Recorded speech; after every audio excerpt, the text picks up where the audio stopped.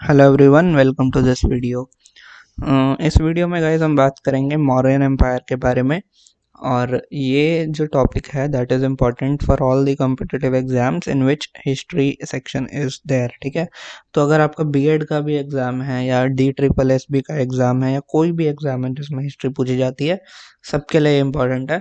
ठीक है, और SSC, UPSC, UPPCS सबके लिए इम्पोर्टेंट है अगर आपको फैक्ट जानने हैं तो। ठीक है, शॉर्ट में तो सबसे पहले इस लेसन में हम बात करेंगे ओरिजिन ऑफ मौर्यास के बारे में। Then we will talk about the famous rulers, then Ashoka's dhamma कि धम्मा क्या था। Then we will talk about Mauryan administration, उसके बाद बात करेंगे Mauryan economy, and then we will talk about Mauryan society. So let's move ahead. तो सबसे पहले बात करते हैं कि मौर्य का ओरिजिन क्या है। तो काफ़ी सारे टेक्स्ट हैं, हिस्टोरिकल टेक्स्ट, जो कि बात करते हैं मौर्य के ओरिजिन के बारे में। एंड इन्हीं टेक्स्ट के बेसिस पे we have come to know about the origin of Mauryas. ठीक है, कि मौर्यास आए कहाँ से और ये कैसे as a ruling class emerge हुए। ठीक है, तो डिफरेंट सोर्सेस का डिफरेंट ओपिनियन है मौर्य के ओरिजिन के बारे में। फॉर एग्जांपल जो पुराण है, ब्राह्मणिकल टेक्स्ट होते हैं पुराण। ठीक है, हमने लेटर वैदिक पीरियड में बात की थी, अर्ली वैदिक पीरियड में भी इनके बारे में बात की थी। तो पुराण जो है इनको शूद्र बताते हैं कि ये शूद्र जात के लोग हैं, शूद्र व्यक्ति हैं, ये शूद्र कास्ट से आते हैं। देन मुद्रा राक्षस एक और टेक्स्ट है जो कि इनको कुलहीन बताता है। कुलहीन मतलब जिनका कोई कुल ना हो। देन रुद्र दमन की जो इंस्क्रिप्शन है वो इनको वैश्या बताती है, ना कि शूद्रास। ठीक है, तो ये इनको वैश्या बताती है। और जो बुद्धिस्ट टेक्स्ट हैं ये इनको क्षत्रियास बताते हैं कि ये लोग क्षत्रियास हैं, ये लोग वॉरियर क्लास हैं। ठीक है, तो हमें इसमें नहीं पढ़ना है कि ये लोग क्या हैं क्या नहीं है। We just have to remember the text and जो भी टेक्स्ट में लिखा हुआ है। ठीक है, फॉर एग्जांपल पुराना में इनको एज अ शूद्र डिस्क्राइब किया है। On the other hand Buddhist text में इनको एज अ क्षत्रिय डिस्क्राइब किया हुआ है। ठीक है, तो हमें सिर्फ ये याद रखना है, हमें इस कंट्रोवर्सी में नहीं पढ़ना है कि इनका ओरिजिन वाक्य में है क्या। ठीक है, so we just have to remember the facts for our exam.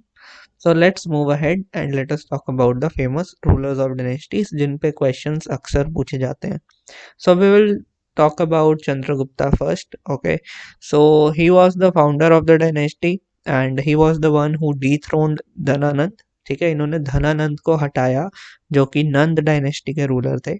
ठीक है, धनानंद जो थे वो नंद डायनेस्टी के रूलर थे और उसको हटाया गया चंद्रगुप्त के द्वारा। एंड चंद्रगुप्त ने पाटलिपुत्र पर कब्जा कर लिया with the help of Kautilya. Kautilya कौन थे? चाणक्य को कौटिल्य भी कहते हैं। ठीक है, and he defeated Seleucus. Chandragupta ने सेल्यूकस को हराया and acquired a large territory. Megasthenes was one such person who was sent to his court by Greeks. ठीक है, ग्रीक जो थे आपको पता होगा इस टाइम पे वेस्टर्न साइड ऑफ इंडिया पे रूल कर रहे थे। ठीक है, जो कि आउटर इंडिया है उसका वेस्टर्न पोर्शन जो था वो ग्रीक्स ने ऑक्यूपाई किया हुआ था। एंड मेगास्थनीज जो था वो एक कोर्ट एम्बेसडर थे एंड ये चंद्रगुप्त के दरबार में भेजे गए और इन्होंने एक टेक्स्ट लिखा जिसका नाम था इंडिका, जो कि अभी सरवाइव नहीं करता है। हमारे पास कुछ कुछ रिमेन्स हैं इस टेक्स्ट के, इंडिका के, और इसी ही टेक्स्ट के कुछ कुछ रेफरेंसेस हमें दूसरे उसमें मतलब सोर्सेज में देखने को मिलते हैं। ठीक है, Indica as a intact source हमारे पास फिलहाल नहीं है। ठीक है, he unified the whole north India, so that was his contribution. ठीक है, तो मौर्यन डायनेस्टी जो थी वो चंद्रगुप्त के अंडर ही प्रॉपरली एस्टेब्लिश हुई। Then will talk about Bindusara, who was he. So Greeks जो थे इसको एमिथ्रोकेट्स बुलाते थे। ठीक है, then he was one of the rulers who patronized Ajivikas. ठीक है, तो Ajivikas were also a you can say sect or a group which was different from the brahmanas. Okay, and they believed in fatalism, karma and liberation. So ajivikas were different from the brahmanas. जैसे Buddhist थे। ठीक है, Buddhist was a group which was sect different from Brahmanism. ठीक है, तो इसी तरह से आजीविकास भी एक ग्रुप ऑफ पीपल था हुआ डिफरेंट फ्रॉम ब्रह्मनिज्म। सो उसके बाद हम बात करेंगे अशोका के बारे में। बिंदुसार के बाद जो थ्रोन पे आते हैं उनका नाम है Ashoka, and he is one of the most popular ruler of India. इन पे काफ़ी सारे सीरीज बनी हैं, मूवीज बनी हैं, सीरियल्स बने हैं, ठीक है। तो हम सब जानते हैं कि he is a very popular ancient India ruler. So as per Buddhist text, जब बिंदुसार की डेथ हो जाती है तो there was a struggle for the throne, ठीक है, कि गद्दी पर कौन बैठेगा। एंड इट इज़ बिलीव्ड कि अशोका ने अपने 99 ब्रदर्स को मारा एंड उसके बाद he came to throne. Although इसमें कितनी सच्चाई है we don't know. Under him the Mauryan empire grew extensively, हम भी जानते हैं, ठीक है, कि नॉर्थ से लेकर north western India till Deccan region, the evidences of his rule has been found, and he fought one war in his life only, and that was the war of Kaling, जिसकी वजह से a lot of bloodshed took place, ठीक है, बहुत खून खराबा हुआ। And जो अशोक का हृदय था वो परिवर्तित हो गया, ठीक है, यानी कि उसका जो हार्ट था वो चेंज हो गया। And he abandoned the policy of conquest through warfare, ठीक है, लड़ाई के माध्यम से लैंड एक्वायर करने का जो यू कैन से कॉन्सेप्ट था वो उसने अबेंडन कर दिया। एंड इसी वजह से एक पॉलिसी उसने अपनाई जिस पॉलिसी का नाम था पॉलिसी ऑफ धम्मा, जिसमें कि ही सेंट मिशनरीज। मिशनरीज कौन थे? जो लोग एजेंडा फैलाते हैं, ठीक है, एजेंडा में फैलाते हैं मतलब कुछ चीज़ को प्रमोट करते हैं, they are called as missionaries, ठीक है, to various part of continent to propagate his policies. Okay, so let us see कि ये कौन सी पॉलिसीज थी जो ये लोग फैला रहे थे। Now let us talk about the dhamma, ठीक है। तो धम्मा क्या था? It was a form of social and moral guidelines which got inscribed in order to convey the Ashoka's agenda. So we all know that Ashoka was highly inspired by the Buddhism, right? So जितनी भी ये moral guidelines थी ना, they were based on the Buddhist religion, ठीक है। और इन moral guidelines का main motive ये था कि आप इनको follow करें, which will help you in becoming a good citizen and a good human being. This was not a religion, but they were just a moral and social guidelines. ये religion नहीं था धम्मा कोई, ये एक social और moral guidelines थी which was issued by a ruler, ठीक है। So other religions जो थे वो इस टाइम पे एग्जिस्ट करते थे, ठीक है। That's why it was not a religion, because Buddhism भी इस टाइम पे एग्जिस्ट कर रहा था, ब्रह्मनिज्म भी कर रहा था, and that's why we are calling these dhamma as a social and religious guideline, not a religion of Ashoka. तो धम्मा में क्या क्या चीज़ें थी? जैसे बैन ऑन स्लॉटर, ठीक है, एनिमल्स को मारना या उनका मीट कंज्यूम करना बंद होना चाहिए। Then kindness to elders and other morals, like सच बोलना चाहिए और नॉन वायलेंस होना चाहिए, ठीक है। तो ये सब सारी चीज़ें जो थी that was a part of dhamma, ठीक है। जितनी अच्छी चीज़ें सोच सकते हो आप, that was part of dhamma. Now let us talk about modern administration. तो मॉडर्न का जो एडमिनिस्ट्रेशन है ये 4 भागों में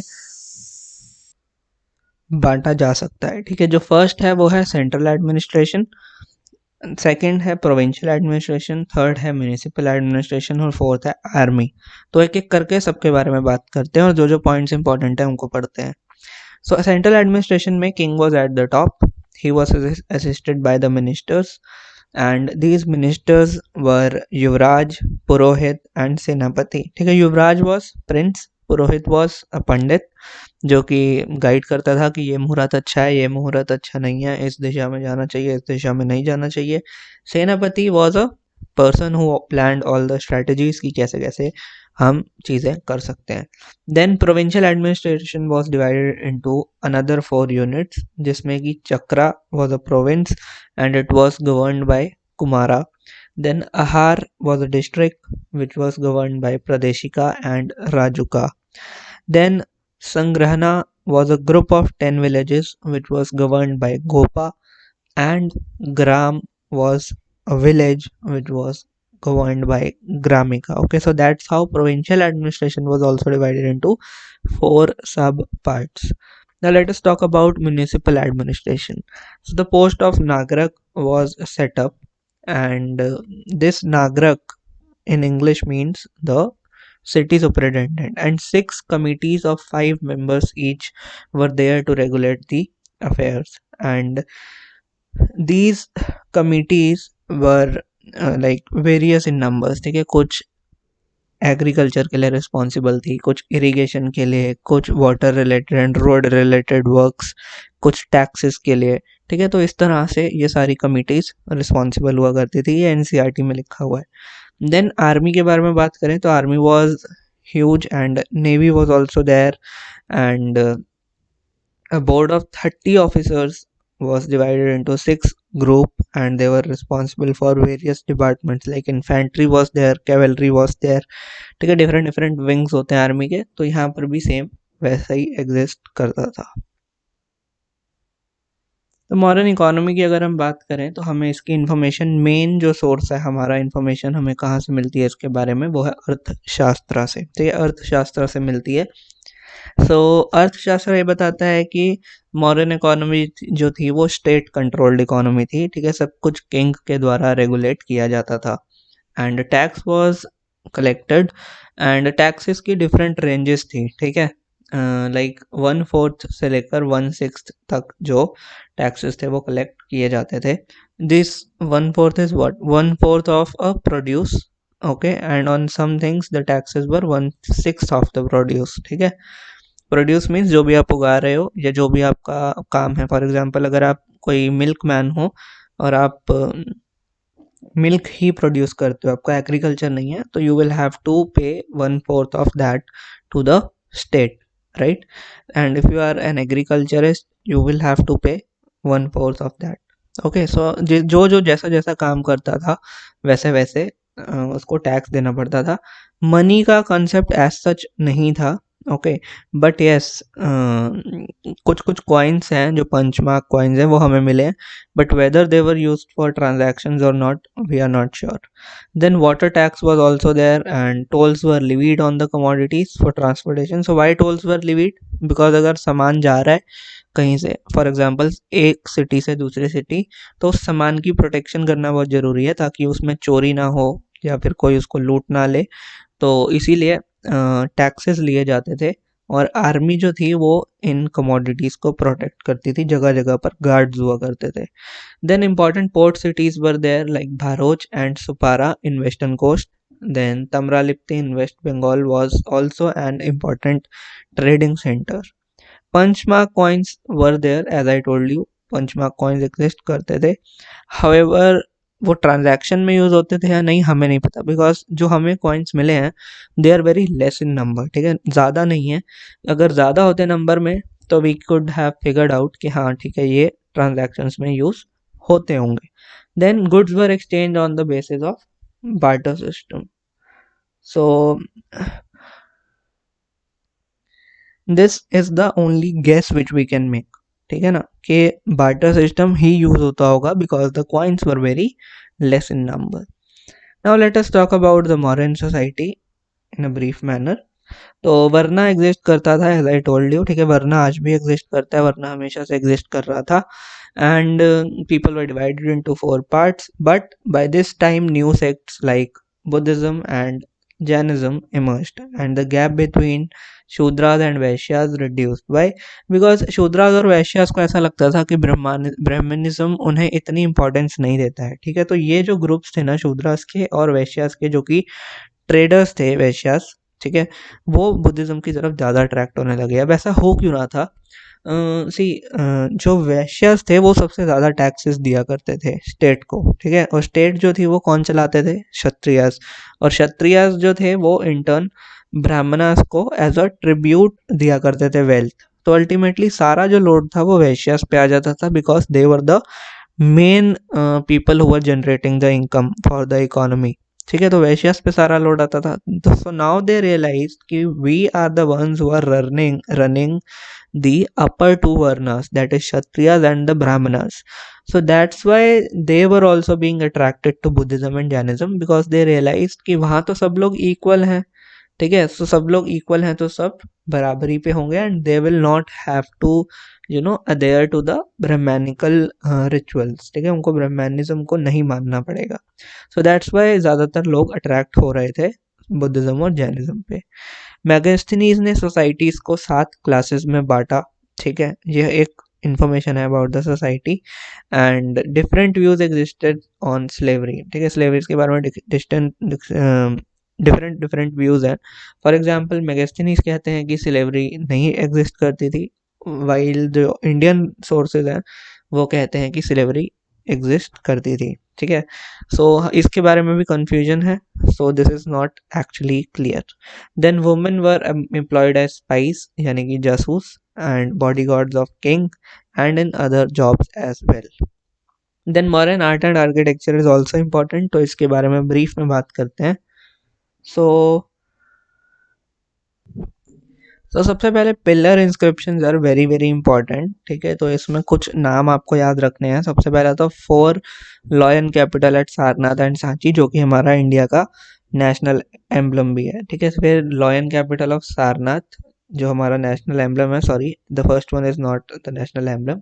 ठीक है, then single bull capital at Rampurva, ये भी इंपॉर्टेंट आर्किटेक्चर स्ट्रक्चर है। A carved elephant at Dhauli, this is also a example of modern art and architecture. ठीक है, तो आपसे क्वेश्चंस कैसे पूछेगा, which of the following is an example of modern art and architecture. ठीक है, तो इस तरह से आपसे वो एग्जाम्पल्स पूछेगा और आपको ये सारे एग्जाम्पल्स याद रखने हैं। ठीक है, caves were there which were made out of rocks and in caves में मॉन्क्स रहते थे जिनको कि चैत्यास और विहारास भी बोलते हैं। एंड बराबर केव्स एंड नागार्जुनी केव्स और आर द एग्जाम्पल्स। ठीक है, जहाँ पर ये चैत्यास और विहारास क्रिएट किए गए। Stupas were built throughout the empire और एग्जाम्पल्स हैं सांची एंड बाराहोत। ठीक है, स्तूपास क्या थे, स्तूपास वर द स्ट्रक्चर जिनको कि बुद्धिज्म में वर्शिप करते हैं। हमने इसके बारे में बात की हुई है बुद्धिज्म वाले लेक्चर में। ठीक है, तो आप वो जा करके देख सकते हो। तो thank you for watching the video guys, will meet in the next video now.